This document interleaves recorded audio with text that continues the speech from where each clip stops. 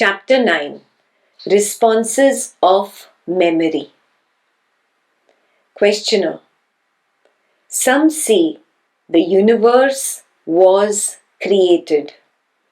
Others say that it always existed and is forever undergoing transformations.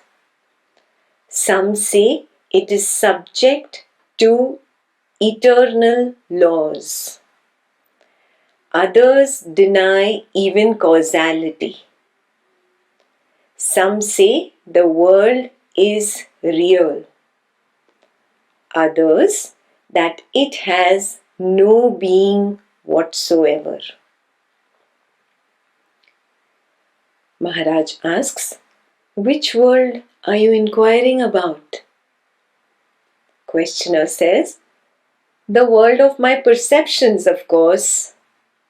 Perception means perception of sight, perception of sound, perception of taste, perception of touch, and perception of smell. Sight, sound, smell, taste, touch.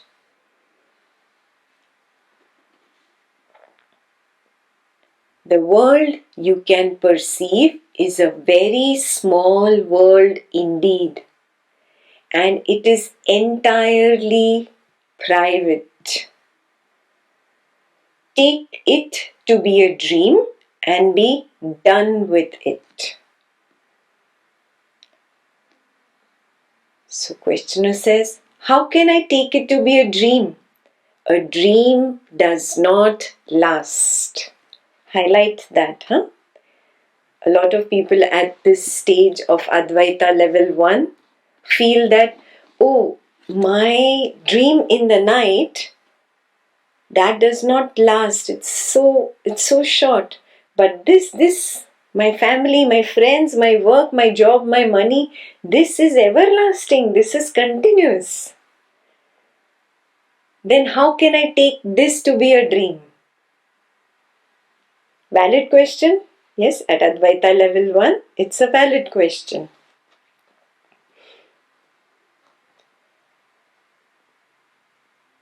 How long will your own little world last? So he says, after all, my little world is but a part of the total.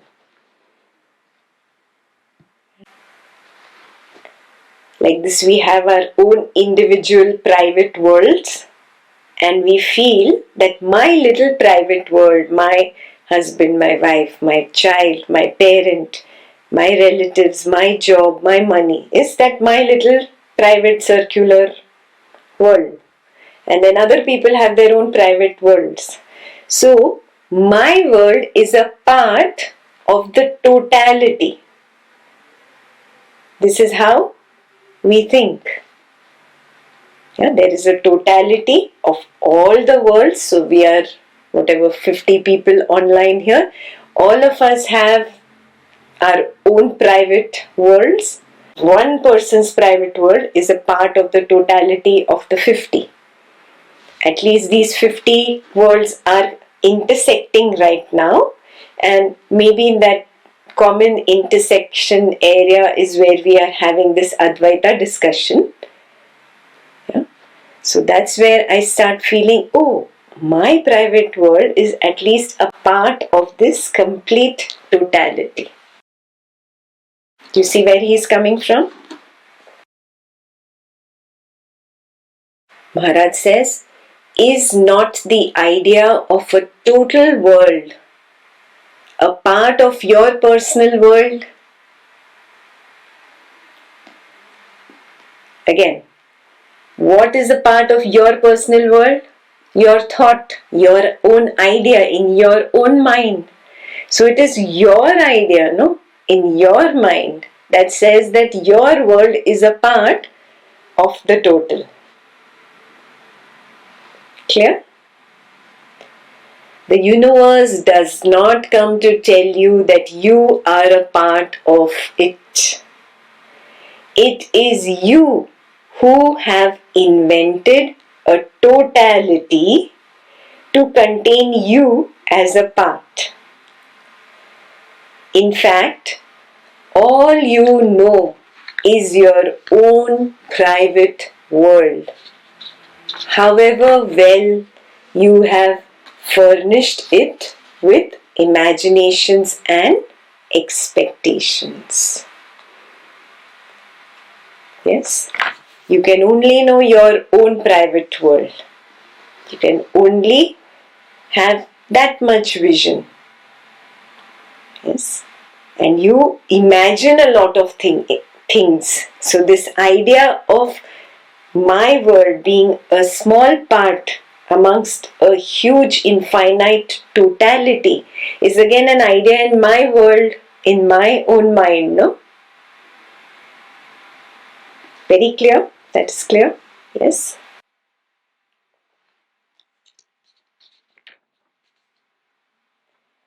So questioner says, surely perception is not imagination. Here I would like to stop and refer to the Marathi version of the book because the translation is not perfect. In the Marathi version it says, Karne hi nishchitats kalpana navve. Yeah? Karne is to recognize, to understand, to get it. Yeah? So I get my own private world. I understand my own private world. Sight, sound, smell, taste, touch. And my own thoughts, feelings, ideas, sensations, perceptions. That is my private world. I get my private world. I understand my private world. That is karne, to know, to understand. And it has been translated into English as perception. Yeah, which is a loose translation. I would change the word perception there to recognize or understand. To understand is not imagination, surely.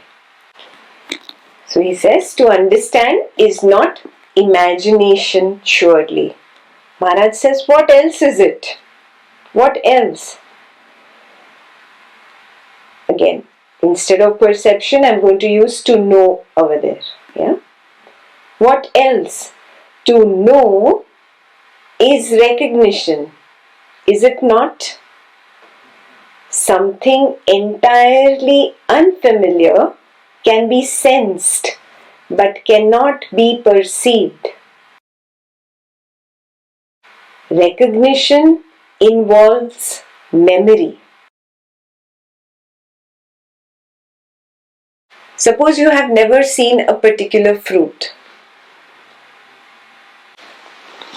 Have you ever seen this fruit before in your life?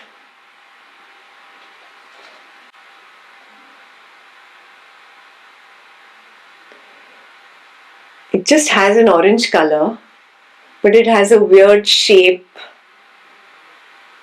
It's neither an apple nor a pear, something in between. I had never seen this in my life before, and I don't even know the name. I just picked it up from the store, just to show you something that I don't recognize. Similarly, you don't recognize this. You can perceive the sight, and if you could hold it, you could perceive the touch of it. It's extremely hard, like a shell. Yeah, so you could perceive the sight of it, you could perceive the touch of it, but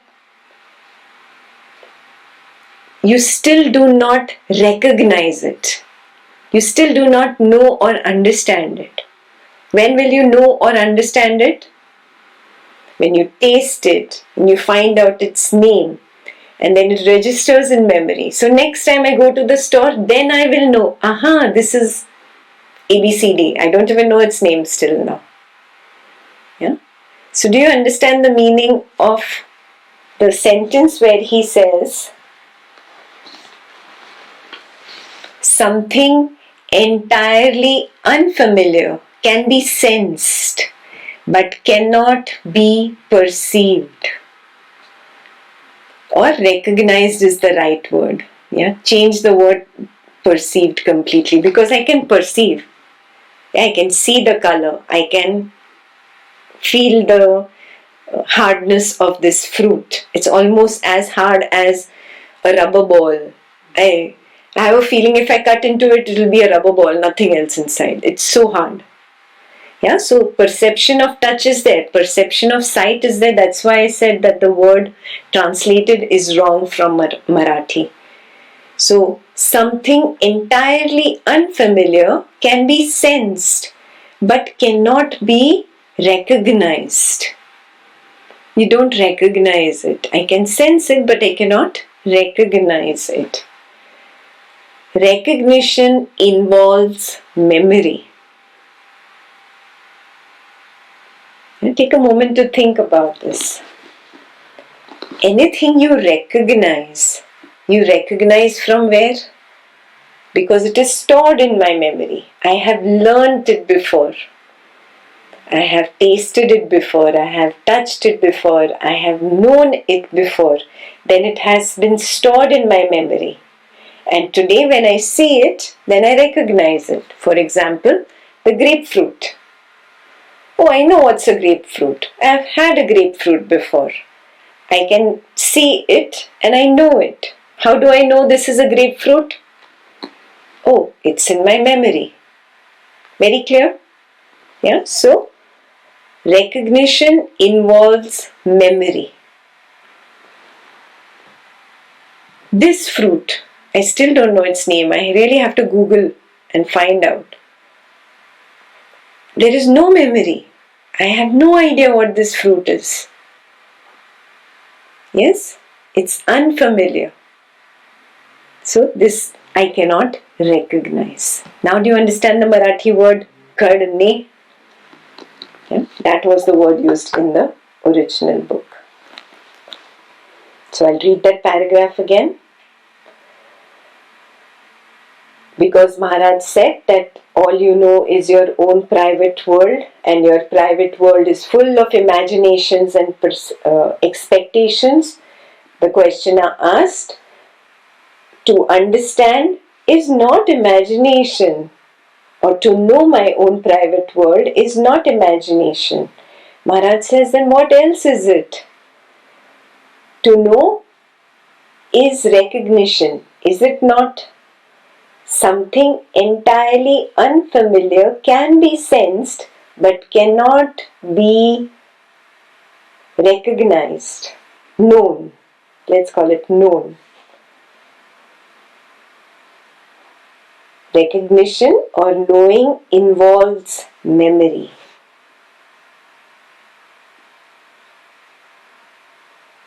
Is this clear? Granted, but memory does not make it illusion. Are you seeing where he's going? Number one, he said, you have your own private world. In your own private world, you have an idea that you are a part of a totality. It is only your idea. It is only your personal world, your own private world. Full of imaginations, your personal world is. So then the questioner says, okay, but really knowing something that is happening, knowing my spouse, my relative, knowing death happening in the family, knowing COVID is happening, this is not imagination. So Maharaj is saying, what else is it? What else is it? To know something is to recognize it. Recognize means memory. Yeah? And he's going to the part where he will tell you memory is illusion. Granted, but memory does not make it illusion. He says, perception, which we change to recognition, imagination, expectation, anticipation, illusion, all are based on memory. These are all big flowery words for thought. Correct? Anticipation, future thought. Expectation, future thought. You give me this. I will get this from this person. Expectation, future thought. Anticipation, future thought. Illusion, that which does not exist. I just think about it. My husband is going to bring 100 red roses today and surprise me with a great gift. Illusion, wake up. Not happening. Yeah. So it is thought. Yeah. Illusion is a thought, anticipation is a thought, expectation is a thought, imagination is a thought. You're imagining your 100 red roses. And whatever I recognized the grape fruit. Yeah. But it is a thought. Everything is nothing but thought. Yeah. Give it a moment, he'll take you there. All thoughts are based on memory. Do you have a thought? No, you're stumped. Why? Because you have never seen this before. The moment I show this to you, you come to a pause and you're like, oh. Yeah? So there is no thought there. There is no memory there. There is no recognition there. Yeah? That was unfamiliar. That is why there is no recognition there. So he says, all these are based on memory. There are hardly any border lines between them. They just merge into each other. All are responses of memory. That is the heading of this chapter. Responses of memory. So every thought that I get is always known to me. Can you have an unknown thought? Think about it. Stop writing, listen. Can you have an unknown thought? If it was unknown, would you have the thought? Is it even possible to have an unknown thought? Only known thoughts are possible? Yes, only that which I have known before in life, those thoughts can come up. That is nothing but memory. Yes? Now he'll take us ahead. Everything, every thought that I have, every thought is based on memory, is a response of memory. Whether it is imagination, illusion, anticipation, expectation, anything, etc., etc., etc.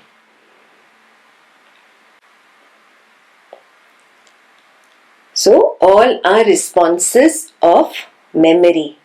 Still, memory is there to prove the reality of my world. And the questioner is saying, "Okay, I agree. Everything that I have is repeated thought or known thought.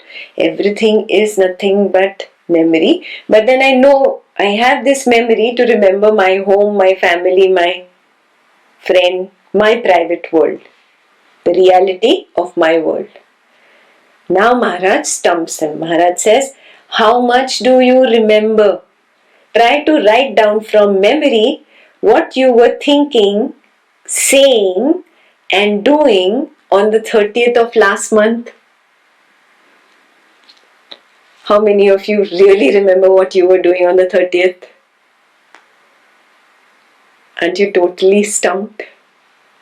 Yeah. So the questioner stumped. He said, yes, there is a blank. So Maharaj says, it is not so bad. You do remember a lot.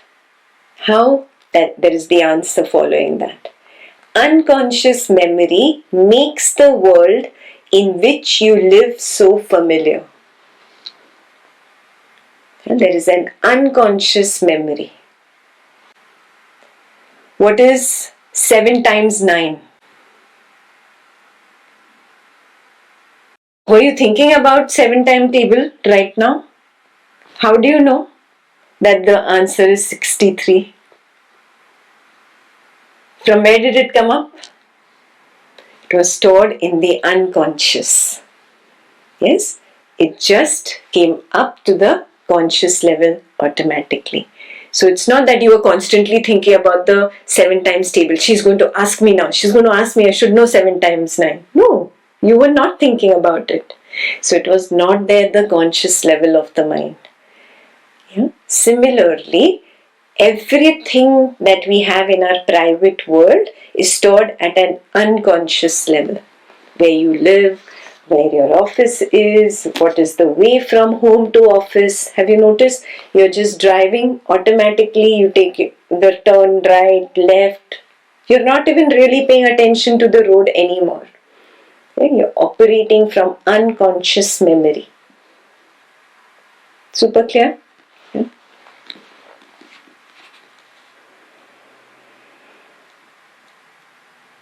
So the questioner says, admitted that the world in which I live is subjective and partial. What about you? In what kind of world do you live? Maharaj says, my world is just like yours. I see, I hear, I feel, I think, I speak and act in a world I perceive just like you. But with you, it is all. With me, it is almost nothing. Knowing the world to be a part of myself, I pay it no more attention than you pay to the food you have eaten. Please highlight this entire sentence.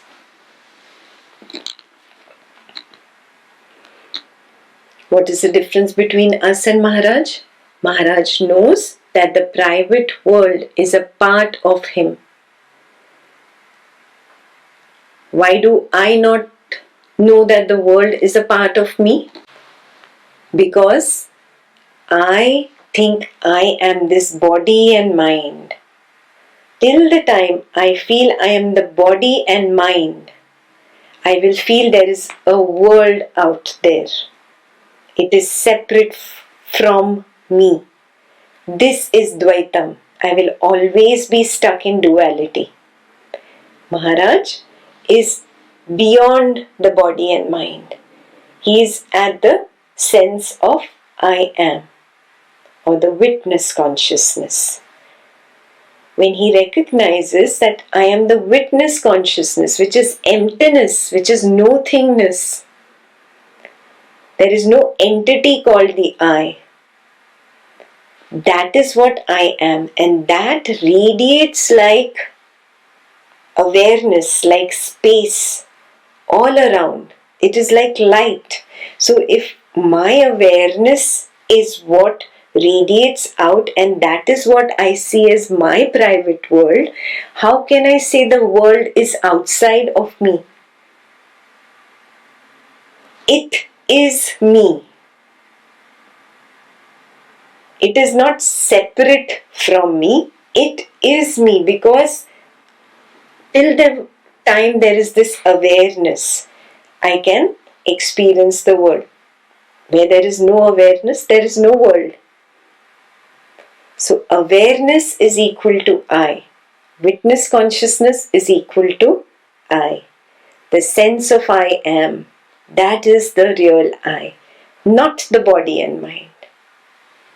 Yeah? So when you recognize that I am that empty space in which this body, mind and the world are projected every morning, and every night this projection goes back. Just like the petals of a flower expand every morning and then they close back every night. Yeah? Petals are not different from the flower. The petal is the flower. It's not separate. Like that only this world is I.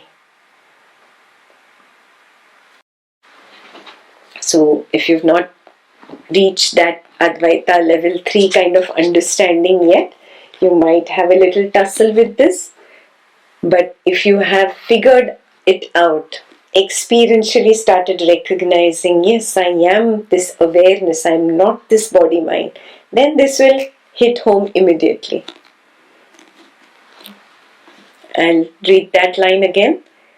Knowing the world to be a part of myself, I pay it no more attention than you pay to the food you have eaten.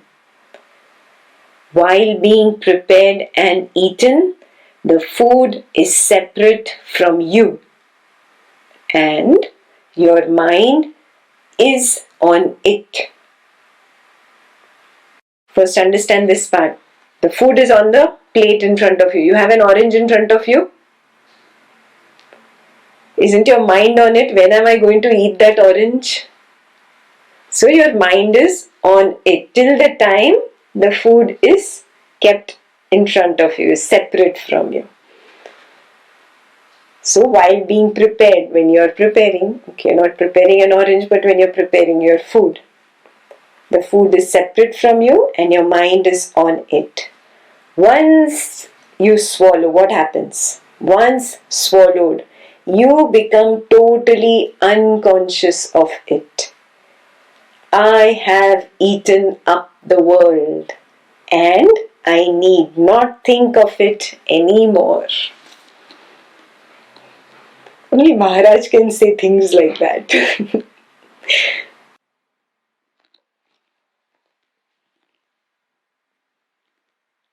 So just like you don't bother after the food has gone in, now it will do its job, whatever it has to do.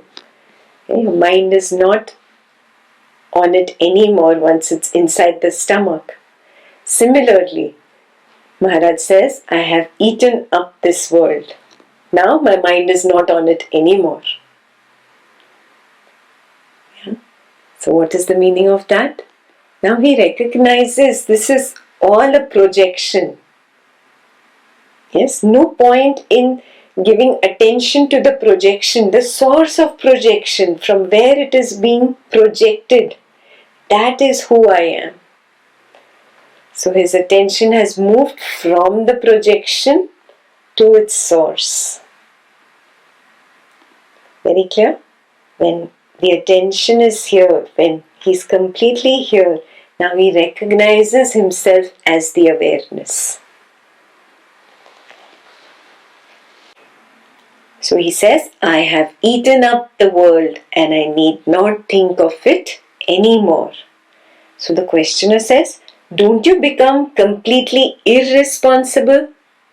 Why? Because he said, I don't think about it. So the questioner is saying, oh, you don't think about the world, aren't you irresponsible? So Maharaj says, how could I? How can I hurt something which is one with me? How can the flower hurt its own petal? How can the sun hurt its own rays? The sun's rays stretch out for light years. The sun will not hurt its own rays. The flower will not hurt its own petal. You will not hurt a part of your own body. Maharaj recognizes the world that I project is a part of me. How can I hurt that which is a part of me?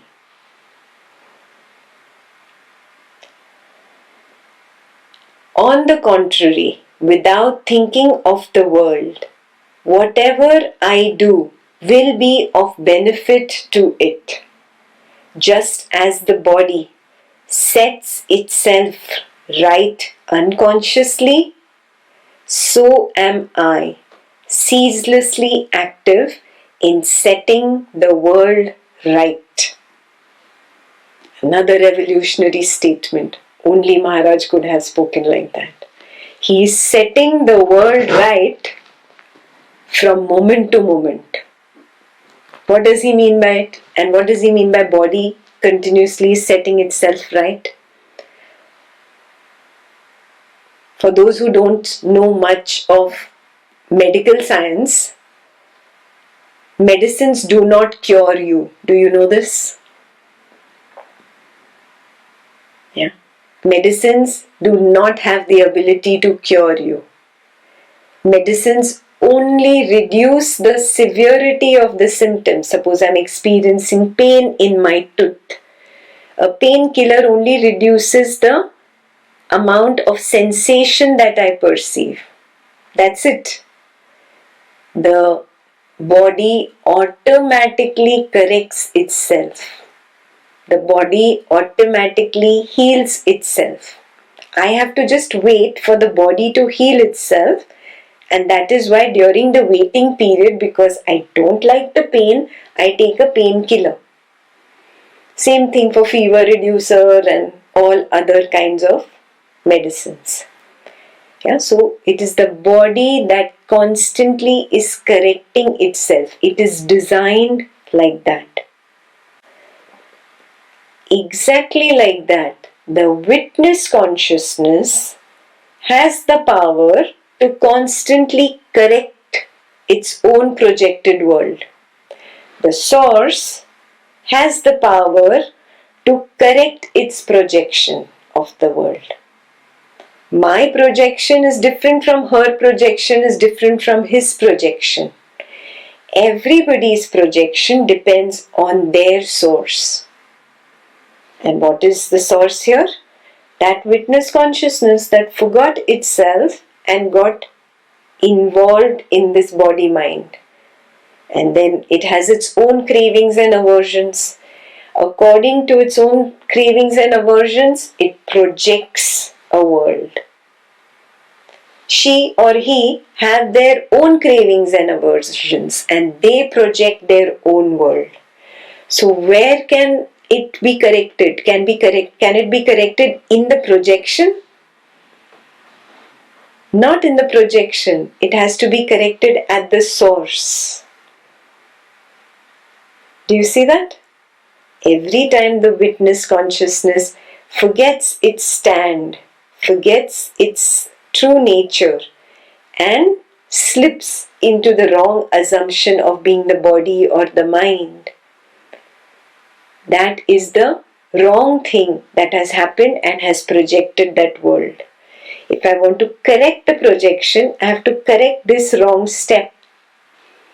I take that step back again and again from the body and mind and just remain as the sense of I am.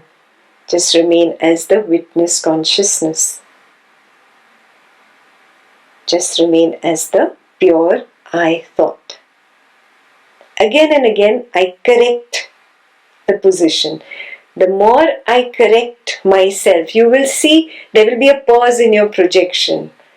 The more you really have started implementing this knowledge, you will recognize every time I take a step back from the craving of the mind or the aversion of the mind, there is a pause.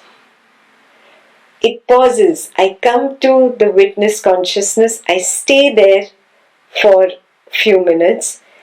The thought which was nagging me has died down. Yeah. Again it might come back again and I become one with it. And again the drama begins. Again I correct my position. And this mind which was on and on, again it pauses for a while. Yeah, that's the beauty of this process. That is the meaning of I correct my world again and again and again. So think about this. This is one of your main homeworks. Can I recognize that I am projecting my world? Number 2, if I am projecting this personal world, can I take a step back from the projection every now and then and see if it gets corrected? Just like Maharaj is correcting his world, can I take that step back and continuously correct it? Don't expect your dramatic spouse to disappear from the projection. That's not going to happen. Yeah, your dramatic spouse, you've already given him a lifetime of 100 years. Bad luck. The script has already been written. He's not disappearing. Yeah? Your reaction to him might disappear. Do you see what I'm saying?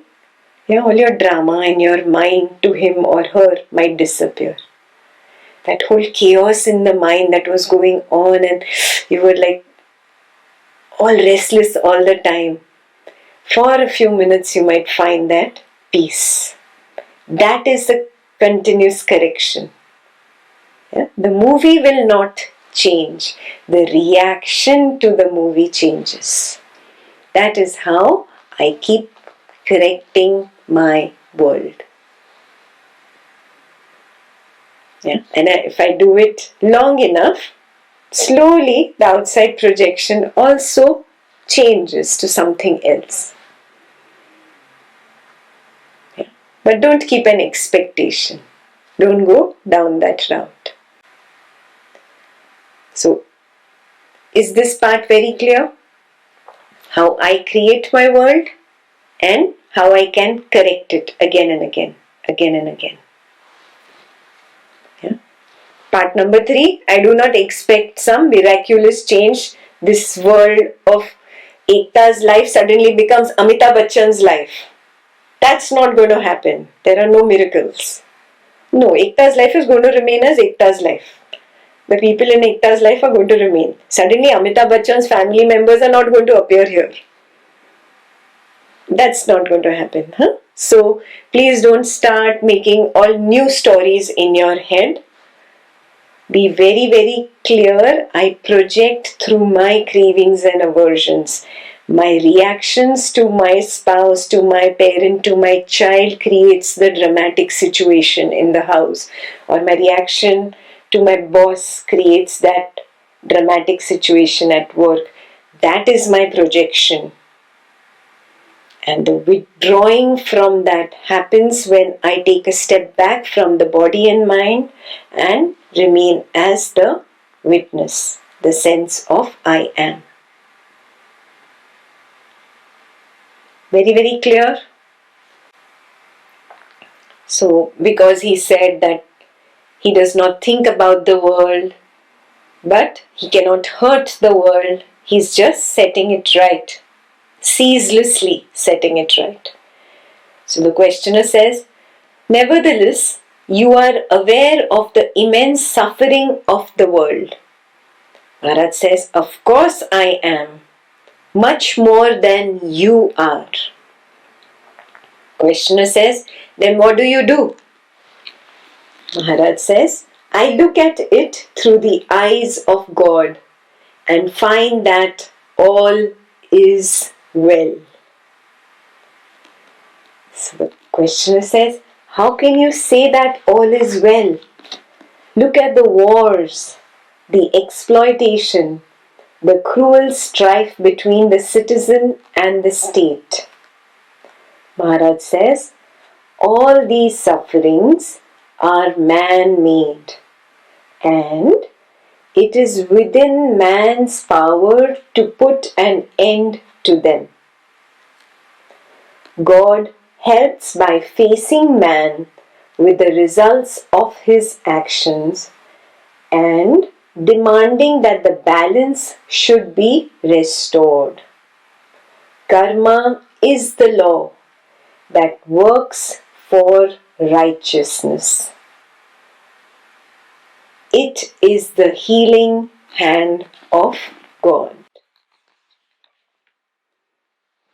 What does he mean? He's not insensitive at all. He knows whatever is happening in the world is projection of whatever karma that person has done. So if there are wars, all the people who projected that are the ones going through it. Yes, if there is something bad going on, look within. Look at your karma carefully. Every karma phalam is the fruit of action. Everything that is happening in my life, moment to moment is the fruit of my previous action. So, whatever karma I have done, I am going to reap its result. Its karma phalam is its result. This is the law of God. It has been put in place and it is fair on everybody. Everybody. It is not partial to anybody. That is how God demands a balance. Yes, and it is absolutely fair. So from God's eye, when you look, everything is well. It's perfect. If you are suffering something, you brought it onto yourself. Correct? And it is good that you are suffering. It has come to teach you a lesson that you have not learnt. It is demanding for balance.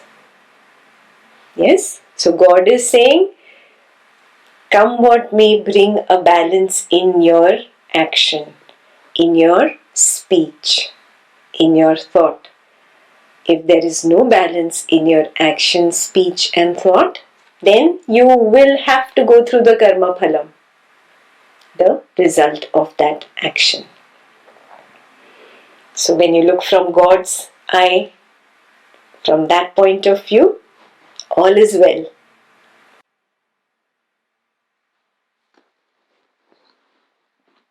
So when I was reading this before, so Aditya said that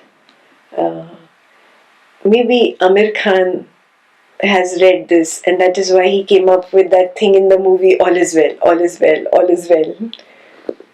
Yeah, all is well. It is only a story that I have made up. Yeah, this is not fair, that is not fair. No. If you are experiencing something which is unpleasant, you totally deserve it. Harsh as it sounds, it is the truth. Yeah? It is the law. So extremely clear. This chapter is clear. Everything, every thought, every feeling, every sensation, every action, everything is nothing but my own projection. I project a private, personal world and I know only that private, personal world. Yes? And when I project a private, personal world, it's like projecting out certain big eyeglasses. And I wear that pink color eyeglasses, okay? I have projected pink color glasses. So I see everything pink. Another person has projected yellow color eyeglasses. He sees everything yellow. Yeah, and then we both start fighting. Everything is pink. No, everything is yellow. No, it is pink. No, it is yellow. That is where we have conflict. It is because we are seeing through our own projected lenses. Yeah, through our own personal worlds. Now, can I understand his personal world or her personal world? Not possible. I cannot wear his yellow glasses. Mine are pink. I can never know his world. Similarly, he can never know my personal world. Do you see this? My personal world is private, unshareable, which means what? It's pointless to argue with your family members. It's pointless to fight with your colleagues. It's pointless to keep raising objections.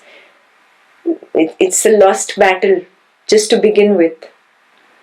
Because it is not possible for two people to understand each other's personal world. Yeah, so when you see a projection from your family member, from your office colleague, don't get mad at him or her. He is coming from his angle, from his yellow glasses. I don't see yellow, I see pink. Remind yourself, no point breaking my head with this person. Do you see it? Yeah. If this becomes very, very clear, conflict will end in your life. There will be no room for conflict with the husband, with the wife, with the parent, with the child, with anybody. You will be in a conflictless state all the time. Does it sound appealing? Do you want to get there? How will you get there? Very simple. Again and again recognize I am not the body and mind. Take that step beyond to the sense of I am and remain as the witness. Everything will slowly open up. How? Oh yes, see, now I projected this. I projected this drama. I projected this situation. Let me withdraw from the body mind and remain as the witness. Let me correct my world. Again and again, set it right, set it right, set it right.